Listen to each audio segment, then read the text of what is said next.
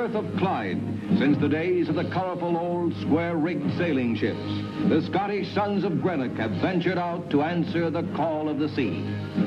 For 3 centuries and more, her history has been written by ships and men. In 1951, the Scottish shipbuilding town of Greenock welcomed an unexpected new arrival, American technology giant IBM. You said IBM and immediately thought modernity. There's something in the DNA of people in Inverclyde. They've got the, we will make this happen. And it gave us a little moment of hope, but I think the future smelled Scottish. For the next 6 decades, IBM operated a vast factory in Greenock's Spango Valley. Oh, it was exciting. It was just another world. It transformed everything. Oh, we thought we were film stars. Which turned out technologies that introduced the new computer age. If you wanted a computer, it had to be IBM. It wasn't that long ago. A computer took up the size of a whole room. The Greenock plant made products which changed the world. They said it was the largest research project outside developing the atomic bomb.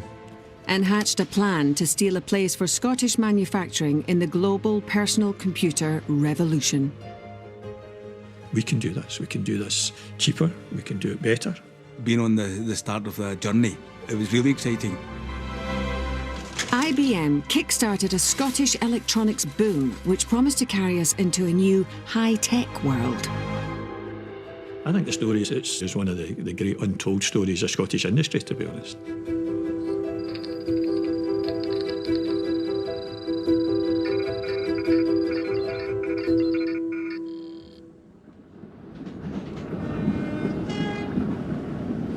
I started working at IBM, still remember the date, September the 20th, 1982.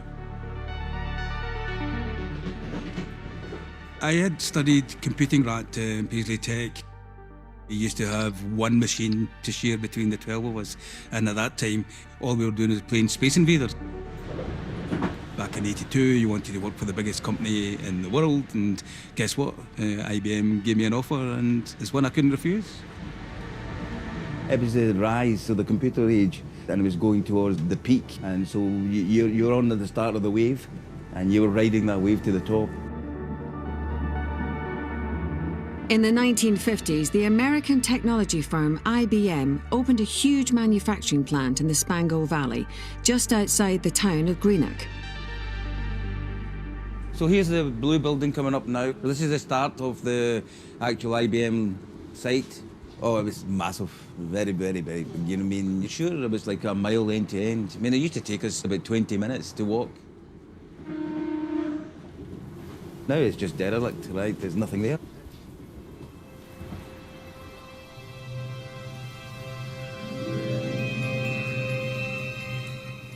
IBM vacated the site in 2016, after more than 60 years.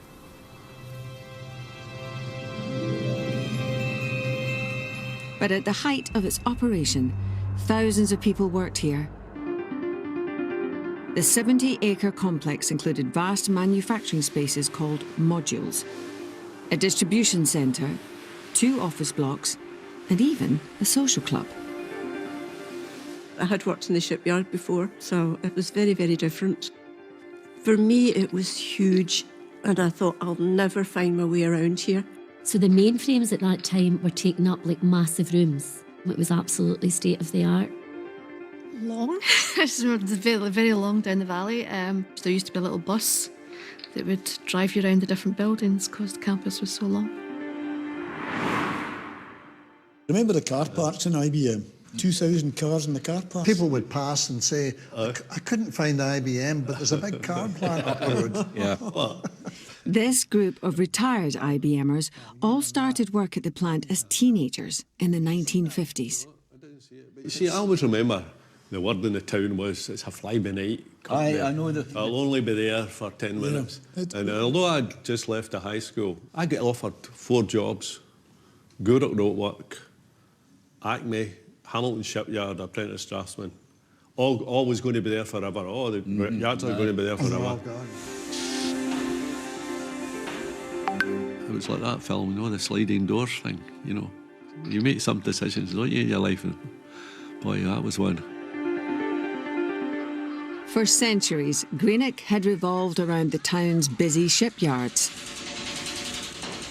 Before tech companies came, Greenock was almost synonymous with shipbuilding. I mean, there are streets in Greenock where every house could see the shipyards. The riveter's bedlam, the sound of metal upon metal, used to be the sound of Greenock. I grew up right here in Greenock. When I was young, the docks were busy, lots of people had work, but it was hard work and it wasn't all that well paid work, a lot of it. IBM coming into the middle of that was something really quite new and quite different. I'm Bob Penley, speaking to you from IBM's Field Systems Center in Poughkeepsie, where, beginning today, we'll be demonstrating this System 370 Model 155 to our customers. When I was growing up, IBM, it sounded brand new, and it sounded like the future. You said IBM and immediately thought modernity. You saw the three letters, IBM, and there was a kind of Kubrick quality to it. But when IBM Greenock was founded in the 1950s, computing was barely even a concept the man on the street might recognise. In 1968, that changed when Stanley Kubrick's classic movie, 2001: A Space Odyssey, was released. And the film's self-aware supercomputer, HAL 9000, introduced a generation to the dawning age of new technology. Let me put it this way, Mr. Raymer. The 9000 series is the most reliable computer ever made. No 9000 computer has ever made a mistake or distorted information, so I am constantly occupied. The IBM Corporation even advised on the film, consulting on future technologies as they created the villainous HAL. IBM were happy to give whatever help they could with the production and design. HAL is the brain and the central nervous system of the ship Discovery. And it was only, a long time later during production that somebody pointed out that HAL are the three letters in the alphabet that precede IBM. You know, it's an epoch-making film. I think it's very difficult for anyone who was born after the release of 2001 in 1968 to appreciate the perception of computers in the 60s. Computers then were enormous things, taking the whole floor of a big building. Suddenly, in the popular imagination, computers were the future.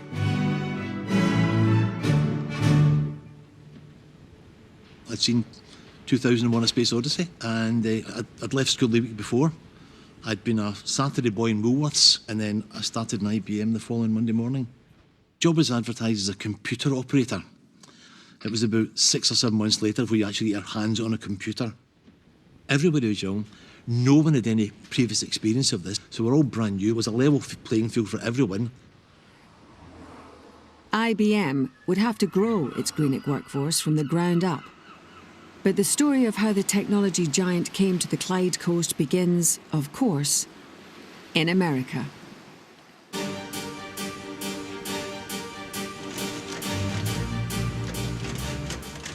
IBM started out as the tabulating machine company in the United States in 1896. And then a man called Thomas Watson Sr. Became the managing director of it in 1911, and it then grew under his leadership phenomenally. Tom Watson originally was a cash register salesman by training, so this was always an ethos that absolutely permeated the firm.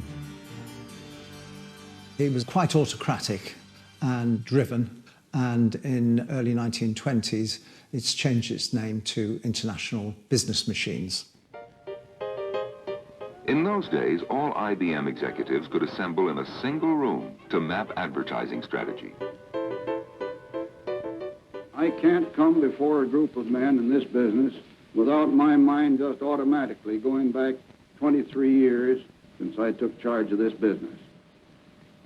At that time, we had 235 employees, Today we have more than 10,000 people. IBM supplied new technologies for the corporate world. Its philosophy summed up in its single-word company slogan. Think. Think. Think. Think. Think. Think. Which is still the company's watchword today. At the start of the 1950s, Watson was looking to expand his business worldwide. And that led him to a connection with Scotland. The MP at the time was a chap called Hector McNeill. He went to Glasgow University, he was an engineer, and he also was Vice President of the United Nations Assembly. And that's where he met Thomas Watson. And they became very close, very friendly. Watson had remarked to Hector McNeill that he was looking for a place in Europe and he was thinking about the UK, and Hector McNeill, as any good local MP would do, says, well, I've got the very place for you, why don't you come over? Hector McNeill took Tom Watson on a tour of his Greenock constituency. The idea was to encourage Mr. Watson to open a plant in Scotland, bring some work to this area. So they got him up here, stayed in this very hotel. One of the sites they took him to was Cairns old shipyard. They drove in, and Watson said, no, out again, went to Knocknares Hill, and then they were coming back here for lunch. Right, and then as you go over the brow of the homes, and there, then the valley opens up and you're looking. Hey, slow the car down a wee bit, will you? He said, a good shufty at it. And he said, right, what's the name of the farm there? Spango Farm. Right, Spango Valley, the Valley of Opportunities. That's where we build the plant. Remember at lunchtime, we used to walk down the stream. Aye. Aye. Right down the valley. Race wee boats in it. That's right. I remember. Aye.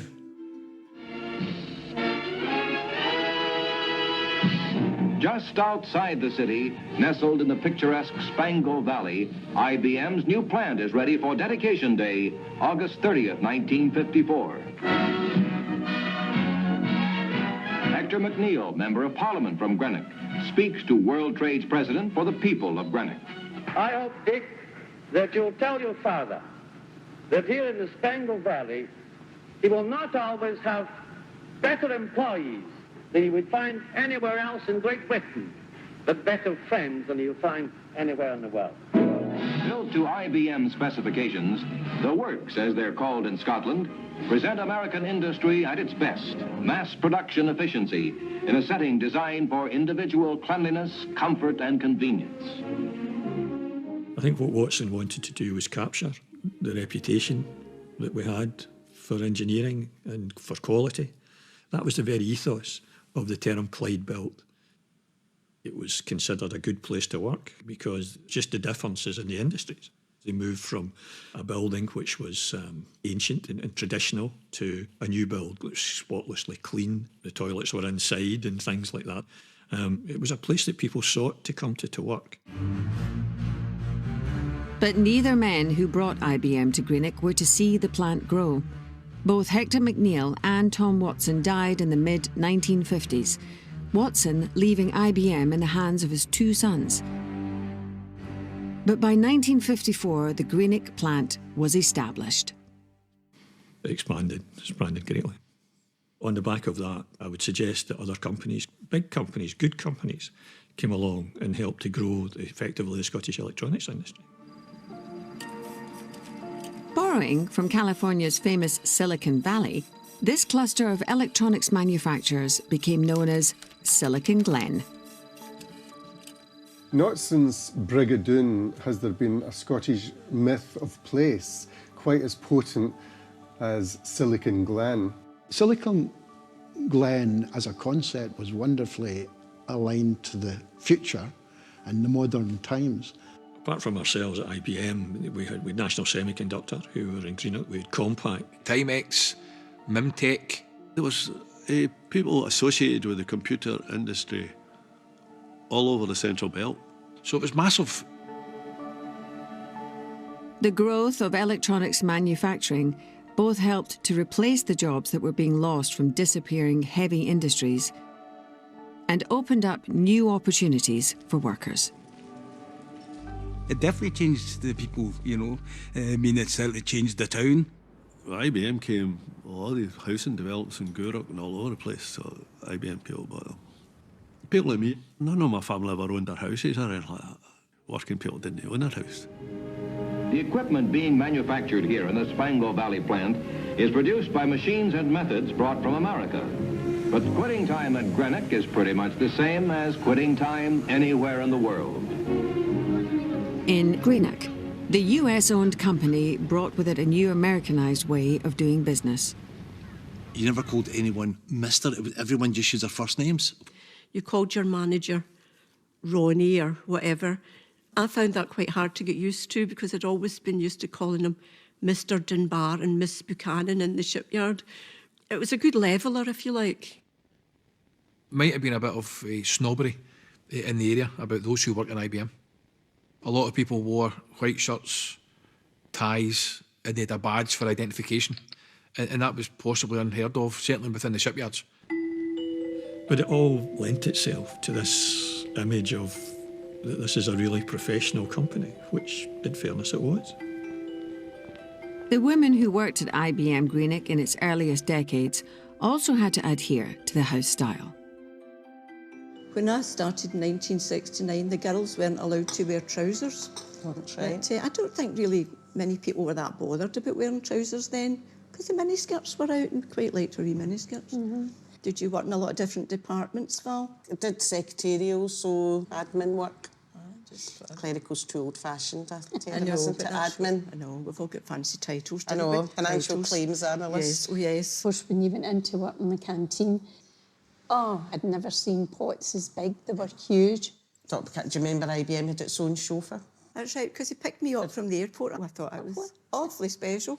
But everybody used to say that. It was special if you worked in IBM. And you were just lucky you were in the right place at the right time. Yeah. It did feel quite glamorous, Oh, we thought we were film stars.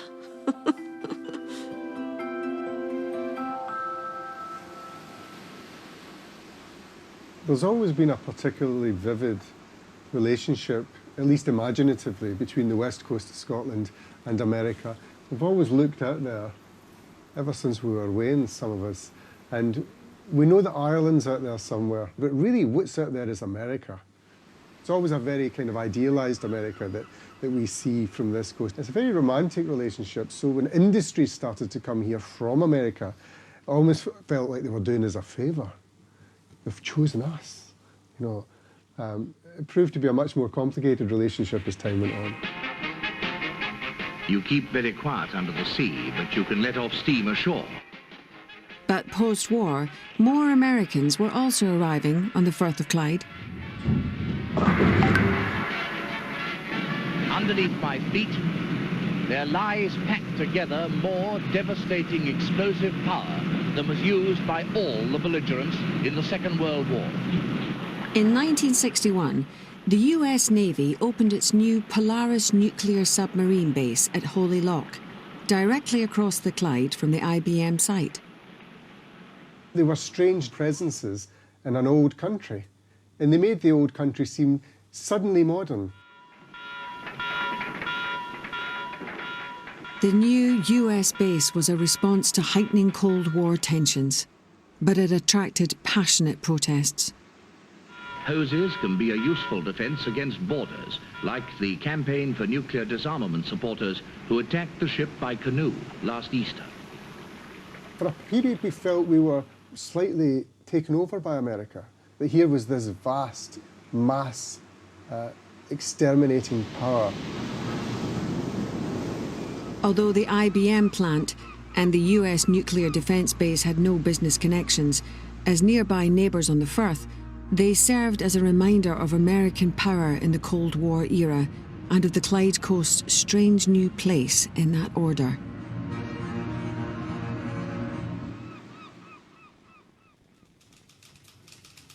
In the early years, the manufacturing lines at Spango turned out products like IBM's range of typewriters.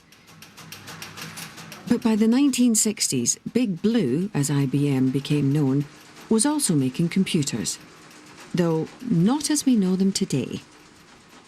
It was quite a shock to find how old-fashioned the equipment we were using was. If you wanted something into a computer, it had to go into a punch card. I was a key punch operator, or a punch girl, as we were known. We just keyed in information onto punch cards. And they used copious amounts of punched cards in those days, millions every year. Information from source documents, bills, receipts, orders, is converted to combinations of holes in a card. In these days, computer data and programs, what we would call apps today, were stored not in the computer itself, but on these punched cards, literally pieces of cardboard that fed the computer information. The IBM 1130 was a punched card system designed for scientific use and introduced in 1965.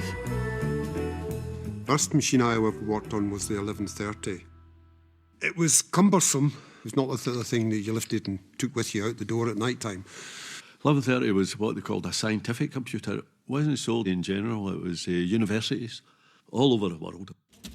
And also, that was the first use of, one of the first use of the golf ball printer. Literally, it was about the size of a golf ball, and it would rotate and print. Dunk, dunk, dunk.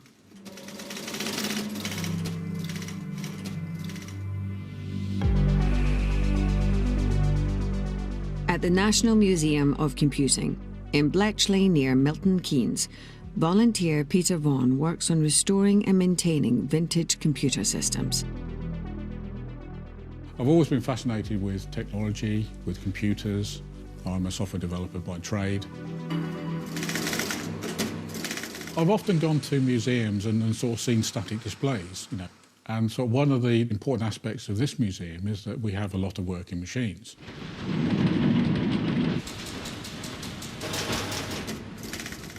Noise and smells, you know, that's what does it for me, really. Peter led a 5-year project to restore a rare 1968 IBM 1130 to working order. Large machines like these were usually rented from the company, but the 1130 was a snip in its day at a mere $32,000 US if bought outright. I'm going to load a program. Normal process is to load the cards into the hopper, and the card should then start loading.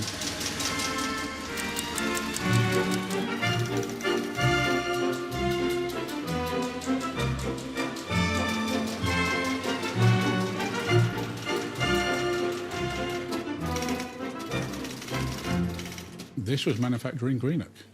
We know that because there is actually a tag on the back with a serial number with the correct identifier for Greenock. It's actually only recently we found out what this machine was actually used for. And apparently it was used for analysing information from CERN to deal with the tracking of particles. Founded in 1954, CERN is the European Laboratory for Particle Physics, the cutting-edge research facility near Geneva, where today scientists use the largest and most complex technology on Earth to unlock the secrets of the smallest things in the universe, subatomic particles. CERN is really trying to find out what's inside the atom. So what they do is to conduct experiments with high-speed nuclear particles, and that generates huge quantities of data.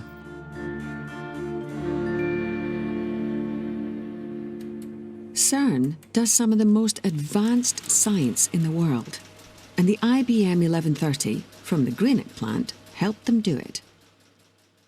So that's quite an amazing, application for this particular machine to be actively used, for particle physics was quite an amazing thing to find out. And it's been a fascinating journey.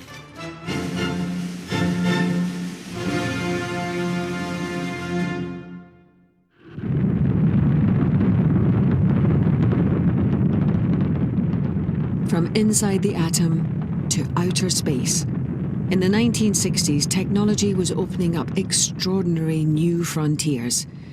Then, in 1969, some Americans took a trip.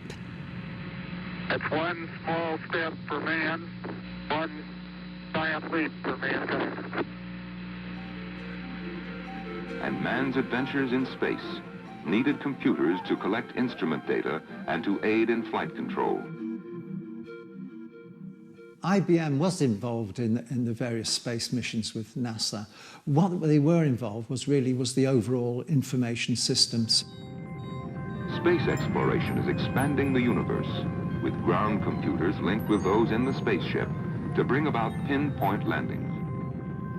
If you think of the ground station, where there's people all sitting at terminals and cheering when the module has landed, then that was mostly IBM kit, and that controlled the whole mission.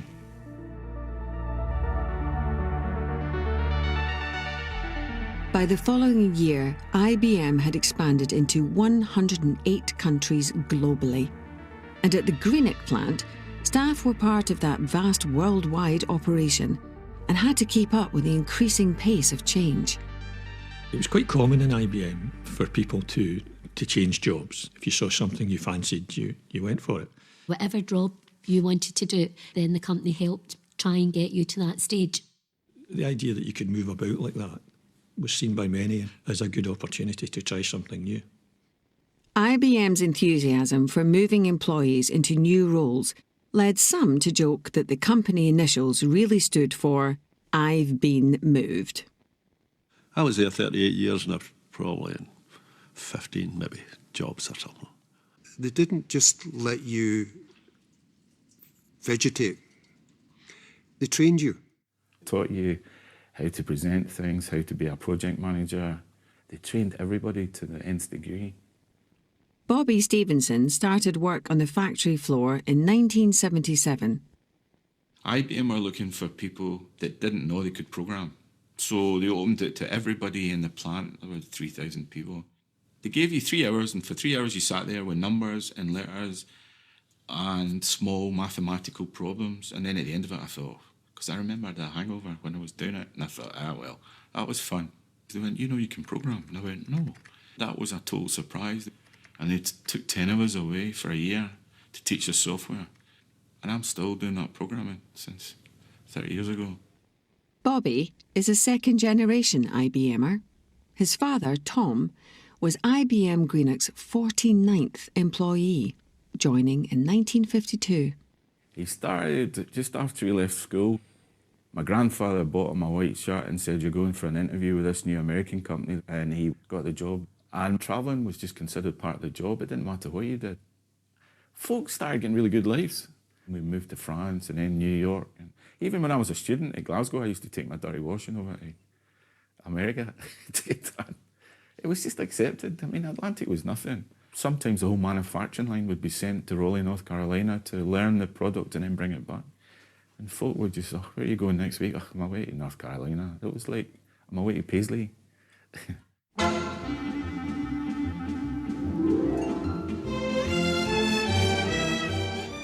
It was quite common for people to get a call and say, "We need you." And you just had to go. So I got some lovely trips out to Japan, out to Taiwan. I've been to America. The Nordics and Germany, France, Spain. China, Uzbekistan.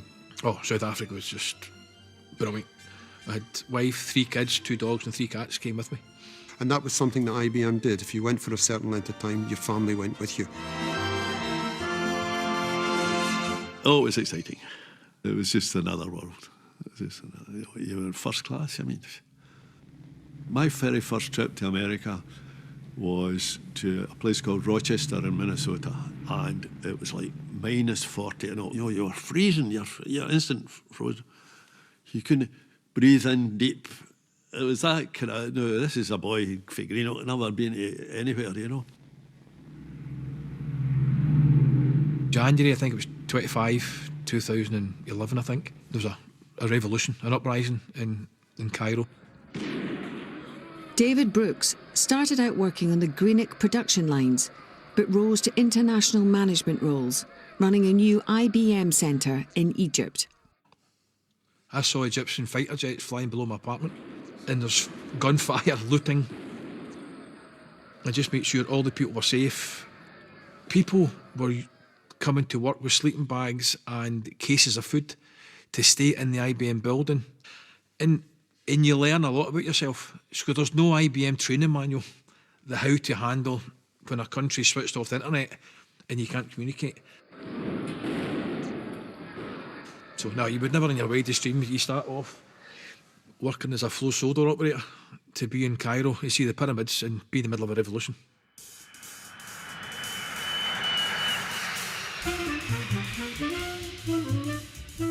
The third generation of computers was upon us. On April 7th, 1964, Tom Watson introduced the System 360 at Poughkeepsie.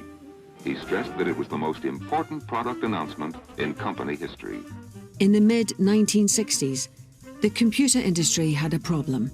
Big businesses wanted to upgrade their technology, but it was costly and time-consuming because each machine ran its own unique software. So the 1960 was called the decade of the software crisis. And the problem was that software had proved very difficult to develop. This came as a complete surprise to the computer industry. Programs often cost as much as a computer to develop and would take, perhaps a year to write. IBM's solution was the System 360, a new family of products designed to be software compatible. For the first time, customers could seamlessly expand their computing power. The 360 system could be used for a huge variety of tasks, in business, commonly in areas like banking. One computer family, compatibility between second-generation programs and third-generation technology. The investment that it made in System 360 was absolutely enormous. It was about $5 billion, and they said it was the largest research project outside developing the atomic bomb. The biggest one could have been up to about £1 million, so there's a huge range of capability. These looked like real computers. It was a showpiece for the factory. One wall was completely glass. People would be showing past this as how high-tech IBM were.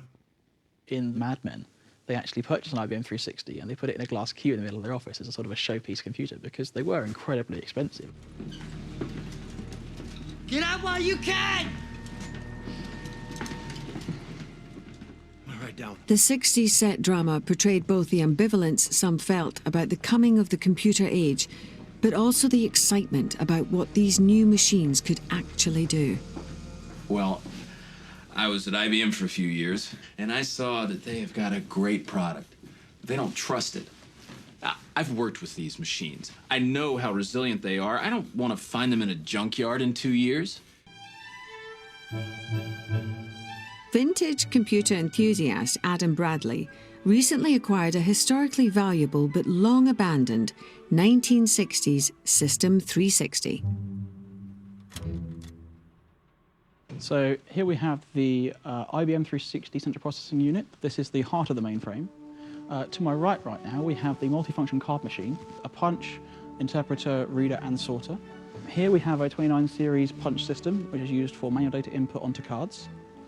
Over here, we have a double-deck 2415 Mark II tape drive. We have a 2311 disk drive, 2501 punch card reader, and just over here, we have a system printer. So in the central processing unit, we can see that the serial number of this particular frame begins 55. Now, 55 means this was manufactured by IBM Greenock.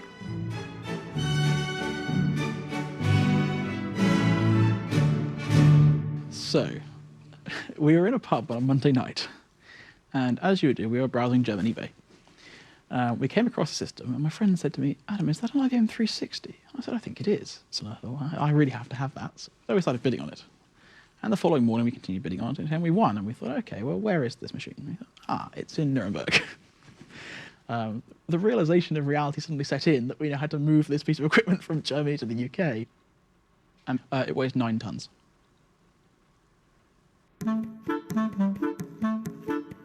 With the machine now safely in the UK, Adam plans to restore it to working order. It's going to be an enormous job. We have no idea of its condition. The disk drives have hydraulic heads, and three-phase motors. So it's getting all that working again. It's an enormous undertaking. I think it'll probably be around a decade before the machine's fully operational again. I feel passionate about it, displaying these systems to the public, so people actually understand the evolution of where we've come from, because it is the second industrial revolution. The success of the 360 has surpassed all expectations. Computers had finally moved into the modern workplace. Famous saying was that nobody ever got sacked for buying IBM.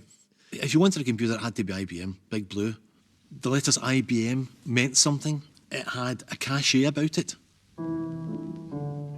But by the late 1970s, some individuals were starting to grapple with the potential of new technologies. Here's Johnny. And opening the door to new computerized ways of working, film director Stanley Kubrick bought an IBM Series 1 for use on his production, The Shining. The Series 1 proved very useful on The Shining. It cost about £16,000, which in '78 was a pretty sizable amount of dosh. I think that was the first computer used in production in the British film industry. Kubrick's plan was to use the Series 1 to develop a computer program to handle accountancy on the film. But of course, in those days, there was no off-the-shelf software. So he then had to engage a company in London, and I think it took 3 guys 6 months or something to write. It was very curious, the attitude to the rest of the film industry. You guys obviously don't know what to spend your money on. You know, what's this going to do? It's not going to make you a cup of coffee or anything. And then Shining was finished. So what happens to it? We hire it out to the Barbara Streisand film, Yentl. And savvy Stanley had paid for itself. In 2016, it was revealed that part of the US nuclear ballistic missile system was still controlled by another 1970s IBM Series 1. Listen, I mean, it's not going to help either one of us if the doomsday machine goes off now, is it? Dimitri, there's no point in you getting hysterical at a moment like this. Dimitri. It's amazing to think how single companies can actually change people's expectations. IBM is a prime example, because you would have thought it impossible that a company with a non-unionized culture like that could have come into a place like Greenock and been accepted. But not only were they accepted, but they almost cleaned the slate. IBM are not anti-union, they insist. It's just that their employees don't require what they call third-party representation. Everybody was from a union background, you know. I mean, you think we were all shipyard people. Heavy demarcation, don't do anybody else's job. And in comes IBM, this pristine, you know, modern-faced company who didn't believe in unions. You were paid what they told you would be paid. You would work the hours that they told you would work. There was no room for negotiation. And that wasn't just a shock. It absolutely revolutionised the local culture. Well, the IBM position on unions was that you could be a member of a trade union, but the company didn't negotiate with trade unions. They negotiated with people on an individual basis. You had what they called the open door policy. You could take it up to the next level. So that was their equivalent. And it seemed to work. We had an ACAS inquiry, and I think it was something like 96% of the IBM population decided that they didn't want to join a union. 104. Hang on a second, I'll just check. Are we running? But as the plant grew, the workforce changed in some important ways too. When I started in IBM, it was very male-orientated. It was mainly engineering-type roles or traditional roles that males would be in. We didn't have a lot of female role models that had made senior positions in IBM. My first job, I worked building legs for one of the stand-up computers. My first day, when the manager came to gate the person that was starting on the line that day, he was expecting a male And there I was, 4'10.5". I mean, only one man ever said that I was doing a man out of a job and I should have had a job in a shoe shop, but... As a secretary, I knew I could only go so far, so I decided to move into a clerical role in site services, and eventually I became a systems analyst there. I was working with joiners and electricians and people who were building the buildings around here. And I remember when I went down, I turned the computer on and they were like, wow, that wee girl knows how to work the computer. When I started in tech support lab, I was the only woman working in the technical role in the lab. There weren't many females getting into engineering and technology at that time. When I said I was having a baby, they really didn't believe I was coming back. I knew I was coming back because my career had been my first baby, and I didn't see why I couldn't have both.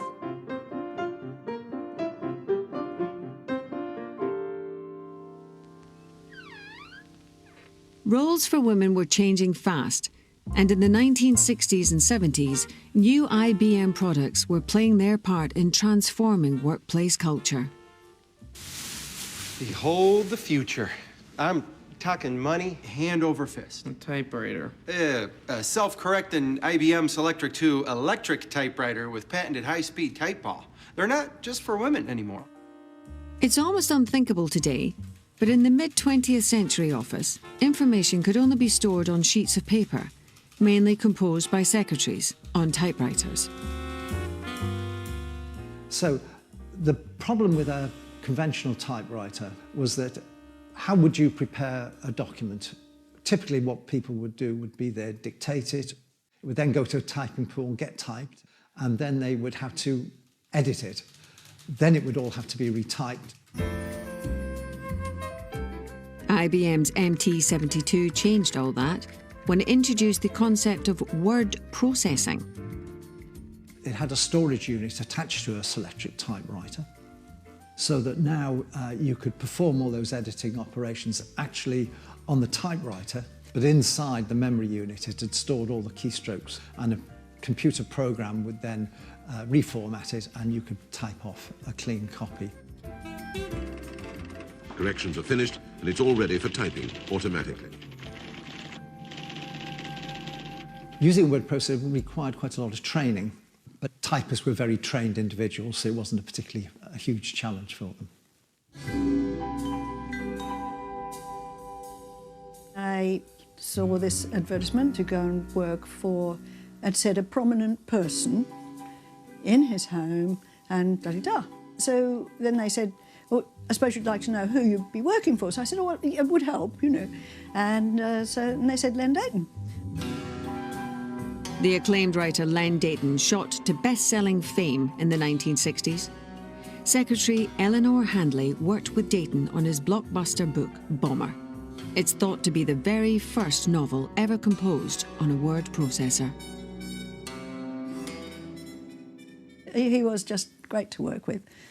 He was very, very keen on machinery, and I found it fascinating because of his enthusiasm.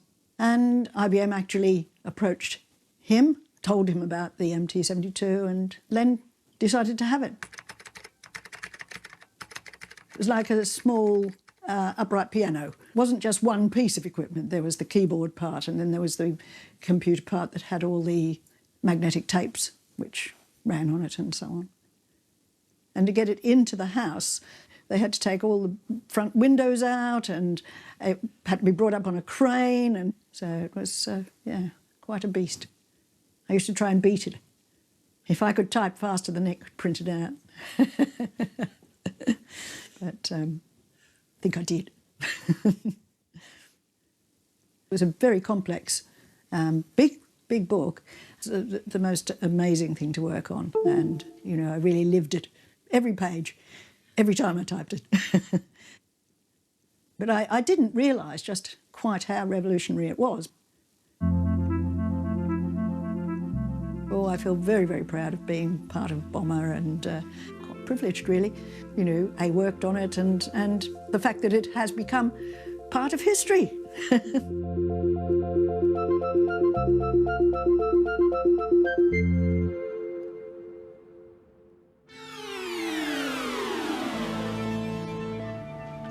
Rolling off the production line of the world's biggest computer manufacturer is a complete new range of microcomputers for the individual user and the small to medium-sized business. Needless to say, the family is very proud of its latest offspring. By the mid-1980s, IBM had come to lead not only the new technology industry, but international business as a whole. Dominates the business market, and its market valuation is larger than any other company in the world, a staggering $80,000 million. What got IBM there was one blockbuster machine, the IBM PC. Well, it was something new. Everybody was interested in it and wanted to know how they could get one. It was brand new, IBM Greenock being the pioneer of the PC. It was something right at the birth. This was the rise of home computing, the very first time we had digital devices in our everyday lives. The IBM PC was a global bestseller that rewrote the popular idea of what a computer was. But the team at Spango plotted a revolution of their own when they hatched a plan to steal a place for the Greenock plant in the worldwide PC boom. IBM's initial plans were to manufacture the personal computer in America for the entire world. Jim Miller, who was the site director at the time, felt that there was an opportunity for us. So he put a small team together. We got a hold of an IBM PC from America and we broke it down. And we decided that we would price the components and source components locally or within Europe and see what we could manufacture a Greenock-made IBM PC for in terms of cost. Oh, at that time, I mean, every plant in Europe wanted that. It was a competitive thing. It was something that was always really good about people from this area. They always come up with ways of how can we get out there and be a bit ahead of everybody else. We can do this cheaper, we can do it better. Persuading the US head office that the lucrative PC should be made in Greenock would be no mean feat. But the Scottish team were only able to try because of the way IBM US had designed their PC. They outsourced all the components. So, for example, the microprocessor chip came from a firm called Intel. The parts were assembled, and then they produced the machine, and it became the IBM PC. Because the IBM PC was built from off-the-shelf parts, other computer manufacturers began to do the same as the Greenock IBM team and build clones of the popular device. Reverse engineer an IBM PC with me. Why? What would be the point? Because I want to build a machine that nobody else has the balls to build. The US TV drama Halt and Catch Fire portrayed a fictional Texan tech company trying to build an IBM clone. A personal computer, like any other computer, is just a nothing box full of electronic switches and hardware. Anyone can buy all this stuff off the shelf right now. We then had a board meeting coming over, and at that board meeting we presented the Greenock-made IBM PC, and on the back of that, the IBM PC came here. Greenock had created their own IBM PC, and from within the company. Yeah, you could say it was an inside job. I guess it would have been like winning an order in the shipyards for a new ship. So it was like, oh, here we go. Being on the start of the journey, it was really exciting. So that was a huge, huge moment for Greenock to get these products, and it sustained Greenock for a great many number of years after that. Greenock's PC was soon rolling out of the factory, shipping to customers throughout Europe, the Middle East, and Africa. As the new PC moved into homes and offices around the country, it began to change our relationship with technology. Stanley Kubrick was again at the vanguard of the new IBM tech. The trouble with the IBM manual is that if you want something specific to look up, it's very good, but it's very hard to sit down and read the whole IBM manual. Stanley had been reading about the IBM PCs. This was the green screen. It didn't have a hard drive, but it had two 5 1/4 floppies. And I remember saying to Stanley, I really don't want this. I think he got a bit exasperated. And in the end, he said, listen, you've got to learn to use this machine. If you don't want to learn, look for another job, which concentrated my mind wonderfully. But the new PCs were greeted by many enthusiastic early adopters.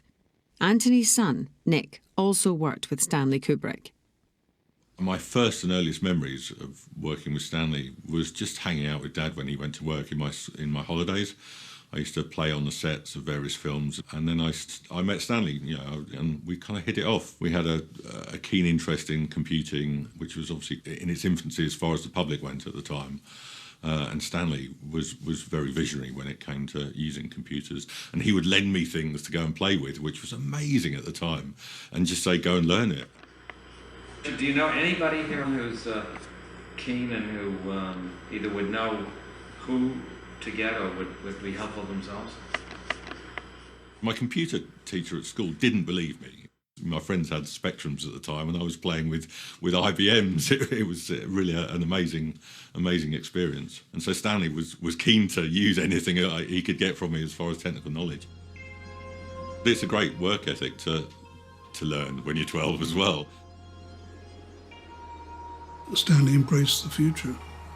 He wasn't afraid of it, dragging the rest of us Luddites behind him.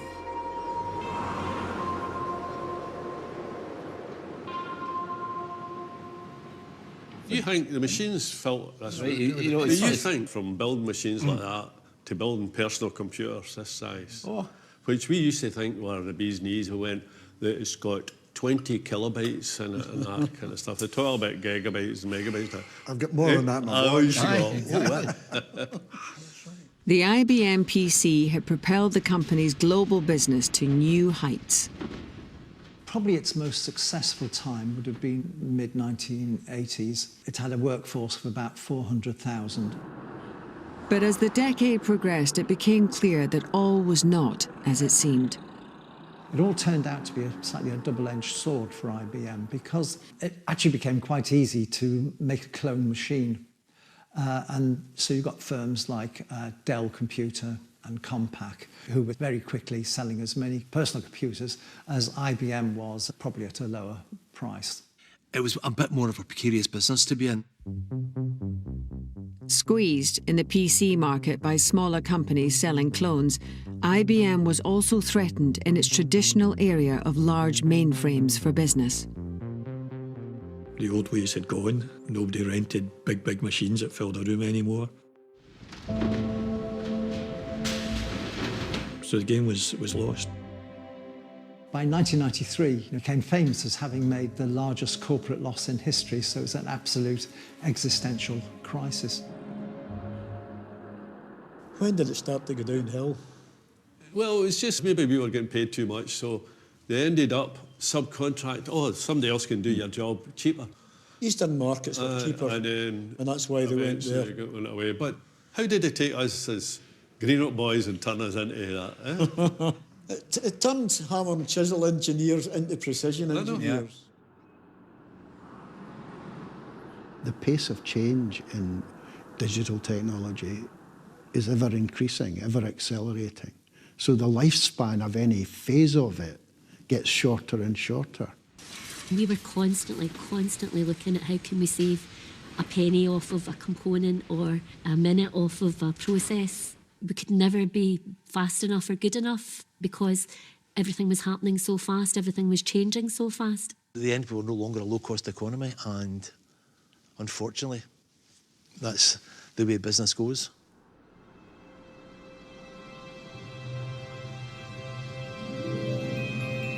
As manufacturing at the Greenock plant began to dwindle, the corporation as a whole was turning towards software and IT services as new priorities. This international call centre was the last building built at Spango Valley in the 1990s. We had people from all over Europe come and join us. A lot of them were in their early 20s, 2 or 3 degrees, 3 or 4 languages. The cafeteria started selling cappuccinos and baguettes, and you see people kissing in the corridor, The traditional Greenock people would be like, can't do that. The call centre thrived for a time, but the long-term trend was set. By 2005, IBM had sold its PC manufacturing business to Chinese company Lenovo. What is it for a place to get its identity from the work that people have in common? And what happens to that place when that one industry vanishes? Few today think the Silicon Glen days of mass manufacturing are likely to return. In the first 15 years of this century, Scotland's electronics exports fell by 75%. It's sad that because as you're growing, you drag along, you know, other companies, you know, to grow with you. And then as you die away, then, you know, it's a knock-on effect. And it is sad. And it's sad to see the shipyards go as well. But you've got to move on. Though manufacturing here has ended, IBM still operates a building in Greenock, looking out to the Firth. Globally, IBM's shift in business strategy paid off. It is now the 6th largest technology company in the world. But in Inverclyde, the company's real legacy is in its IBMers. One of the reasons that IBM came here was to try to capture the kind of the Clyde built mindset, and they managed to do that. The thing that IBM did was it transformed whole family lives. I mean, it embraced the fact that its workforce were important and were to be valued. I really never wanted to go anywhere apart from the west of Scotland, and working at IBM let me have a really nice career and stay where I wanted to live. I really did enjoy it. I'd go as far as to say I loved it. It would have been a different town had it not come. And it had a good name, IBM. You knew what you were standing for. God, that sounds as if I've been brainwashed. Probably have.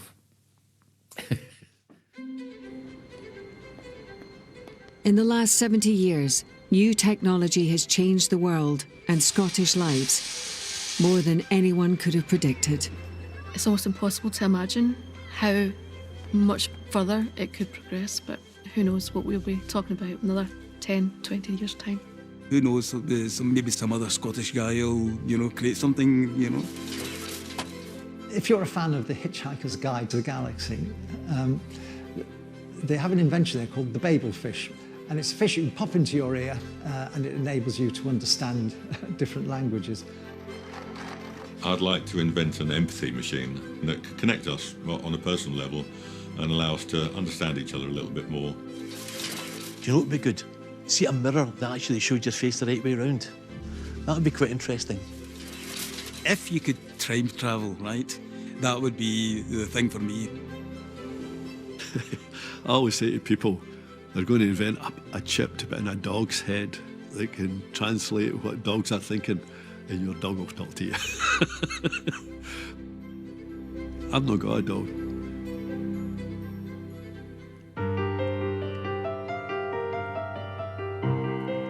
Join us later tonight here on BBC Scotland as we explore our historical, emotional and economical relationship with North Sea Oil. Brand new black oil is at 10. On the way next to Walkies, Major and Ian head to Shots.